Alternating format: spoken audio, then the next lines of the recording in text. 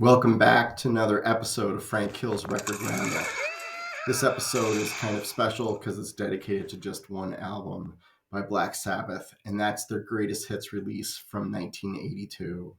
It was a great album. I had it, I don't know what grade I was in, maybe fourth or fifth, and I had it on cassette, this little cassette right here, and it has Paranoid, NIB, Changes, Sabbath, Bloody Sabbath, Sabbath, Iron Man, Black Sabbath, War Pigs, Laguna Sunrise, Tomorrow's Dream, and Sweet Leaf on it. Um, Great album. The first song on the second side of the cassette is Black Sabbath, which scared the crap out of me as a kid. I remember thinking, who let me listen to this? Please, mom and dad, why did you let me get this album? Because it was that scary like rain and thunder that starts the song and the tolling of the bell, and then it starts in with that riff that has a tritone, which is also known as like the devil's interval, and it just was a scary song, screaming. I just remember thinking, oh my gosh, this is the scariest thing I've ever heard. So yeah, I had to get this on an album because I'm trying to get all the records, all the tapes actually that I had as a kid, trying to get them on record. Couldn't find this in a record store, so I went online and I found a couple on eBay, and so I ended up getting this one. The cover, I was kind of surprised at how flimsy the cardstock is on the cover. So that was a little disappointing because I thought it would be better in terms of the thickness. But hey, that's the way the manufacturer made it. So it's vintage. And then on the back, well, the painting, got to say something about this painting. This I stared at this painting again and again and again. I had it on this tiny little cassette. It was before the internet and everything.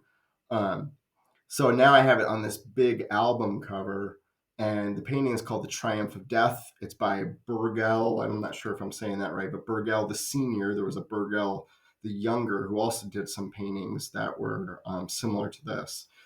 And it's basically got skeletons and mortals, humans, kind of like fighting it out. And there's all kinds of crazy stuff. If you Wikipedia this, it kind of explains what's on the cover. So one of the things on the back, the painting kind of continues on to the back cover. And of course, I never had this as as a kid. I didn't have the back cover. I didn't have this part right here, which is it's a close up of this part of the painting right here. It's a close up of it, and it's a skeleton with a sword about to take the head off some man. It looks like, but the thing next to it, I always was. When I saw that, and I remember seeing those in the original painting too. I had no idea what the heck that thing was. It looked kind of alien to me, like a dish that they're bringing in aliens with or something. But I looked this up, and it's actually called a breaking wheel. And during medieval times, people were sentenced to the breaking wheel for basically punishment. It's a way of executing someone. And what they would do is they would take a wheel off a cart and they would drop it on the victim's legs and their arms and break them so that they could be woven into the wheel and then placed on display, sometimes on these large, um, looks like a tree trunk almost, but or poles. Um, and if the executioner was nice, if he was nice, he would drop the breaking wheel on your neck, and then that would break your neck and you would die. But for those he didn't do that to, like people would stay alive on these things for 4 or 5, 6 days before they actually died. And then after they did die, the body was left there to rot and the birds to pick at it and everything else. It was supposed to be a deterrent to criminal behavior, basically, or whatever you're trying to deter, I guess. And so it was kind of interesting. It's also known as a Catherine wheel because St. Catherine was executed in this manner. So you see pictures of St. Catherine with a wheel. That's because she was executed using the breaking wheel. So it's also, like I said, known as a Catherine wheel. So that was really, really interesting to me. So the problem with this record is that I bought it online and I didn't get a chance to take a look at it.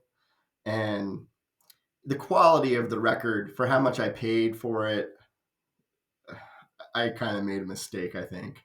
So, for instance, the song that I really like, Sabbath, Black Sabbath, not Sabbath, Bloody Sabbath, but Black Sabbath, um, it has a skip in it, and there's another skip on that side.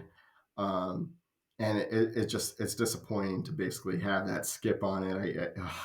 I tried cleaning it. So I went to eBay, looked for a product to kind of clean it because I knew I had to get something to clean my records. I ended up getting Vinyl Buddy. It's basically a $20 item. I used it a couple times on the record. I used the brush. I used um, the basically the velvet kind of tool and the liquid, and it got it cleaner, but it didn't take the scratch out of it, didn't like cure it. So I'm gonna have to get another one of these apparently. So still like really cool to have it finally in my hands and see it here.